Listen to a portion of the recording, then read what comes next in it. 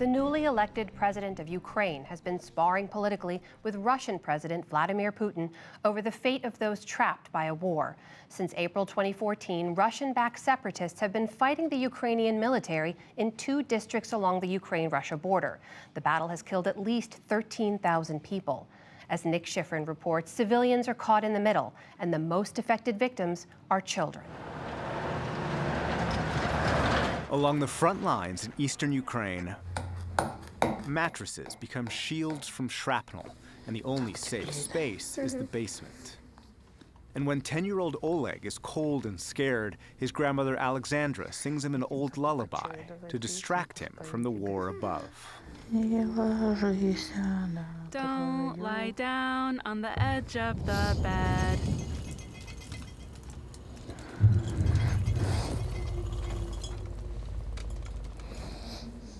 Are you afraid? Yes. That is very scary, sweetie.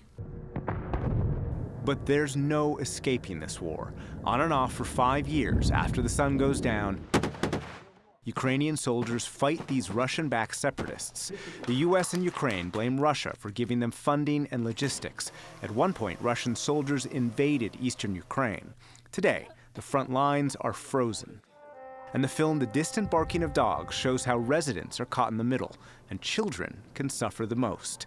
It was directed and filmed by Simon Wilmot. Children like Oleg and Oleg himself also has been forced to grow up way too fast.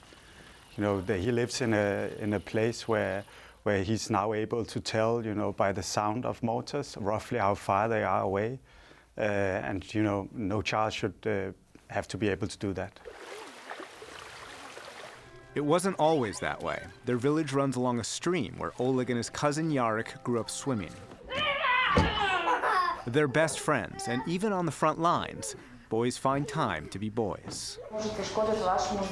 But at school, the camera lingers on Oleg's face as classmates talk about what to do if they find mines. Elementary school students practice going to the basement to escape bombs.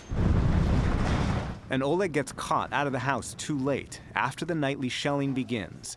It was overwhelming and scary, he told us in an interview earlier this year. Each time we went to the basement, I was afraid. I was scared that shells would fall somewhere near. I was hoping that our house and school would remain unharmed. It was very scary to me. I was worried for everyone in my family. As time goes on, especially with his older friend Kostya, Oleg's innocence evaporates. He pretends to be a soldier. When the kids are in an old industrial warehouse, they're fascinated by the tools of war. Wow, cool. It's a mine, idiot. And Oleg begins to lose his fear, not for the better.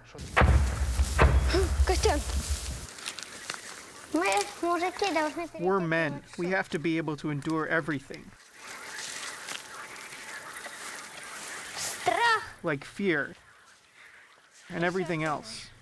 One of the very severe effects that it has on them psychologically is that they get desensitized, and that might lead to depression in a lot of cases. That kind of overload of fear, I think, makes them withdraw within themselves and lose that interest in life and lose that appetite for life. That's exactly what Oleg's grandmother says she tried to shield him from. We need to do everything we can to make sure they're not broken by this war. We have to teach them, help them. And we try our best to raise our children so they will pay less attention to what's happening. But it's very hard when you live under stress every day, all the time. It makes you crazy. We are just trying to protect our children. This conflict has split many families, but for Oleg and Alexandra, it's helped provide mutual protection. It's not only the bad, there's also the good and the beautiful in the film, which is the relationship between Oleg and Alexandra. You know, they lean upon each other and they feed each other strength so that they can both get by. It's a mutual dependency. We support each other. And when he sees that I am stressed and panicking, he always finds the words that calm me and that support me. So we support each other, and that's why it's easier for us to survive. And she helps him maintain his humanity. Toward the end of the film, egged on by Kostya, Oleg shot a frog with a BB gun for no reason. Давай. Я убил жабу. I killed a frog. His grandmother tries to readjust his moral compass. Нельзя брать в руки оружие. One shouldn't take weapons into one's hands. Never do that again. Later on, you may be tempted to take a real gun into your hands. I think that Oleg is a unique kid, or a very lucky kid, no matter what, because he has Alexandra. One of the reasons why he's not traumatized to a more severe degree is that he has Alexandra and that she does everything right to take care of him. Ты никогда не должна меня. You shouldn't leave me, ever. Oh, Oleg, I wouldn't even think about it. The last scene shows the two of them looking out over the valley and suggests there's hope for the future. Oleg says he wants to be a chef. But during the credits, Alexandra films on her cell phone as bombs erupt in the distance. The reason why I took the last clip was to say, listen, people, no matter how strong these people are, it's still a conflict that's raging. It's still claiming civilian lives. We need to be looking at this. To this day, Oleg, Yarek, and Alexandra are still living along the front, still suffering the trauma of living in the middle of war. For the PBS NewsHour, I'm Nick Schifrin.